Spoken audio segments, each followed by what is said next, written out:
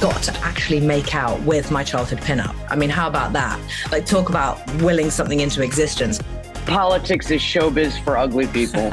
And a politician said it. So fair. Don't give me a hard time. It's a harsh thing to say, but someone did say it. It wasn't me. Hi, Kate.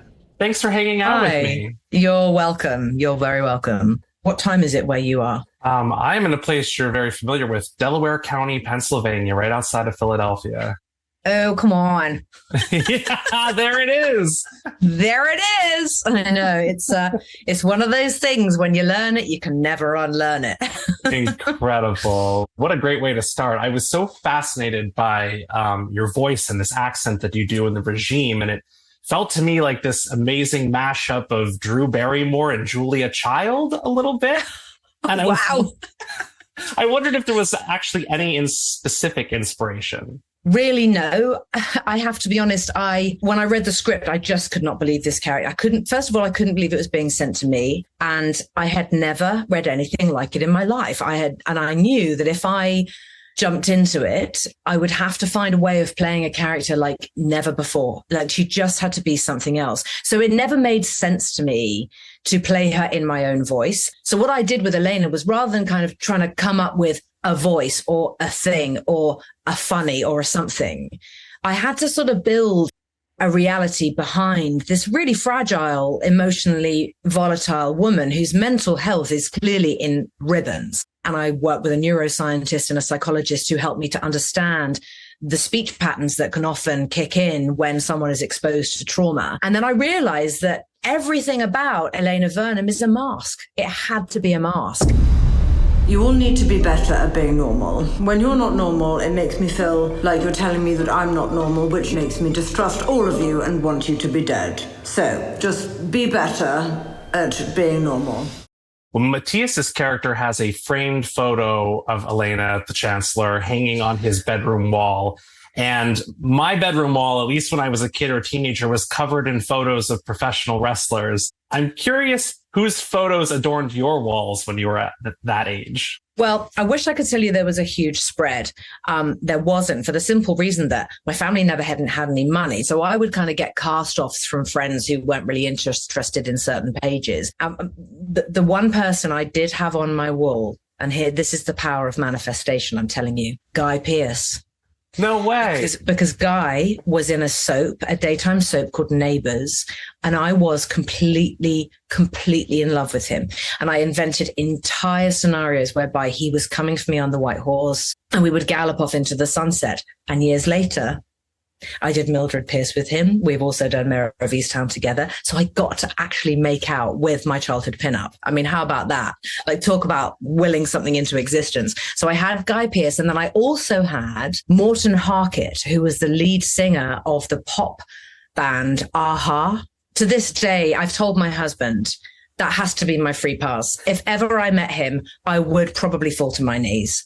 And he's like, oh, God. I mean, it's not like you haven't done that before or anything. Guy Pearce, thank you. It's very funny. So yes, those were the only two I had. And I had one image of each. Perfect. Thank you so much for the time today, Kate. I love that. You're welcome. Hello. Hi, Martha. Thank you for hanging out with me today. I'm just been so excited. It's my pleasure. I'll dive right into it. In the regime, you play a United States senator, and it occurred to me, to be a good politician, typically you have to be a pretty good actor as well. How do you think you would fare leading an entire country? Leading an entire country? Not very well. No. There are people who are definitely more qualified than I am to do that. But I think there's an old expression, and I can't remember who said it, but a lot of people have said it since, which is that politics is showbiz for ugly people. And a politician said it. So fair.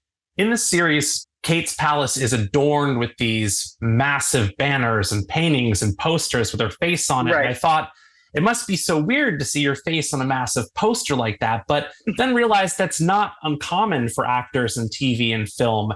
Do you remember the first time you ever saw your face on a poster? I do. And I remember thinking, that doesn't look like me. It was The River Rat, my first movie, or my first, big role in a movie. And I mean, it was a cool poster. I just, I just didn't think it looked like anything like me. Yeah. I have a slightly strange question for you, but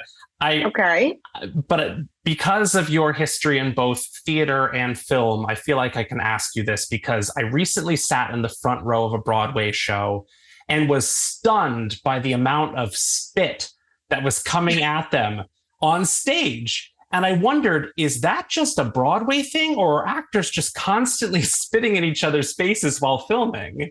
Well, we don't generally do it when we're on film because we don't have to project as much. Not to put too fine a point on it, but generally a lot of spit means less, the actor's not breathing as much as they should be. Interesting. And because all of the energy is all in here and it's not coming from down here. So, next time you see a really, really spitty actor, now you know that they're not relaxed. I'm a lifelong pro wrestling fan, and nothing combined my two childhood obsessions quite like the Goonies Are Good Enough music video with Cyndi Lauper, which featured you and a ton of WWF legends. I've never heard anyone talk about the making of that. I mean, Roddy Piper threw you over his shoulder. What are your memories of filming that? It was a lot of fun. We shot it, while we were shooting the movie. But it was a lot of fun. We had it was a riot. And I loved Cyndi Lauper. She was awesome. She was, a total blast. Yeah, it was a good time. I can't imagine all of those characters all in one place. It's like my dream. Well, that's quite a dream. Yeah, it's true.